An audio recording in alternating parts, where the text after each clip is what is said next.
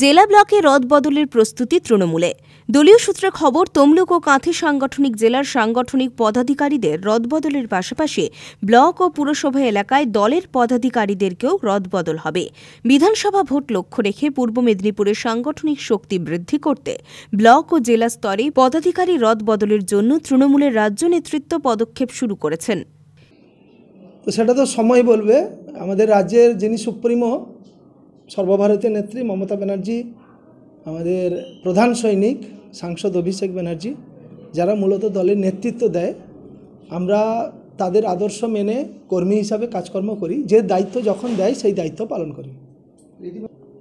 সেটা হতে পারে আমরা ধরুন কর্মী হিসাবে কাজকর্ম করি, কোথাও দায়িত্ব দেওয়ার ক্ষেত্রে হয়তো নাম ঘুরতে পারে, কিন্তু যখন দায়িত্ব পাবো, যে দায়িত্বই দিক না কেন দায়িত্ব পালন করার চেষ্টা করি। তো স্বাভাবিকভাবে আমরা চাই, অনেক ঘাত প্রতিঘাত দেখেছি, রাজনীতিতে উত্থান ও পতন আছে।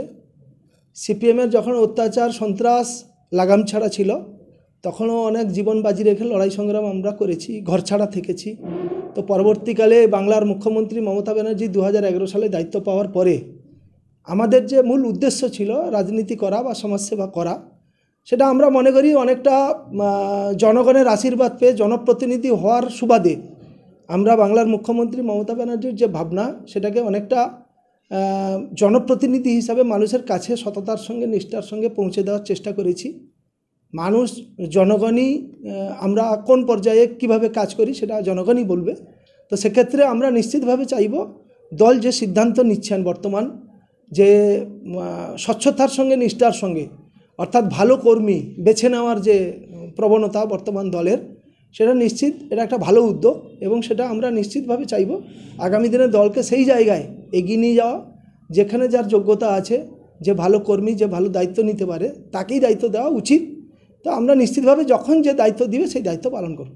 ইতিমধ্যে সেই প্রক্রিয়া সম্পন্ন হয়েছে। দলীয় সূত্রে খবর, তমলুক ও কাঁথি সাংগঠনিক জেলার সাংগঠনিক পদাধিকারীদের রদবদলের পাশাপাশি রদবদল হবে ব্লক ও পুরসভা এলাকাতেও। চলতি নভেম্বর মাসেই ব্লক ও পুরসভা এলাকায় সাংগঠনিক সভায় দলের কমিটিতে রদবদল হবে। আমরা বিশেষ করে কাঁথি সাংগঠনিক জেলা, পূর্ব মেদিনীপুর জেলাও যদি দেখি, স্বাভাবিকভাবে আমাদের একদম সুপ্রিমো সর্বোচ্চ নেতৃত্ব এই জেলাকে নিয়ে অনেক ভাবনা ভাবছেন। পরবর্তীকালে আমরা দেখেছি দল কখনো আমাদের এখানে বিধানসভায় হয়তো বিপর্যস্ত হয়েছে, লোকসভারও বিপর্যস্ত হয়েছে।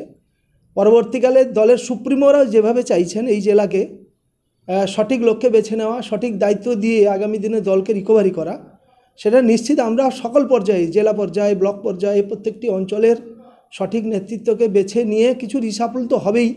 সে পদ্ধতি অলরেডি শুরু হয়ে গেছে। সেটা আগামী দিনে আমাদের বিশ্বাস যে আমাদের এই বিধানসভাগুলো 2026-এর যে বিধানসভা নির্বাচন হবে, সেই নির্বাচনে আমরা ঘুরে দাঁড়াবই। এবং ইতিপূর্বে যে 6টা উপনির্বাচন হলো, 23 তারিখে তার ফলাফল হয়েছে, সেখানেও বাংলার মানুষ রায় দিয়েছে মমতা ব্যানার্জির উন্নয়নের পক্ষে এবং আমাদের দলের মানে একটা সঠিক জায়গায় পৌঁছে দেওয়ার লক্ষ্যে। সেটা আমরা কিন্তু 26-এর বিধানসভা নির্বাচনে আশা করছি দল সেই জায়গায় প্রত্যেকটা বিধানসভা আমাদের মমতা ব্যানার্জিকে উপহার দিতে পারবে।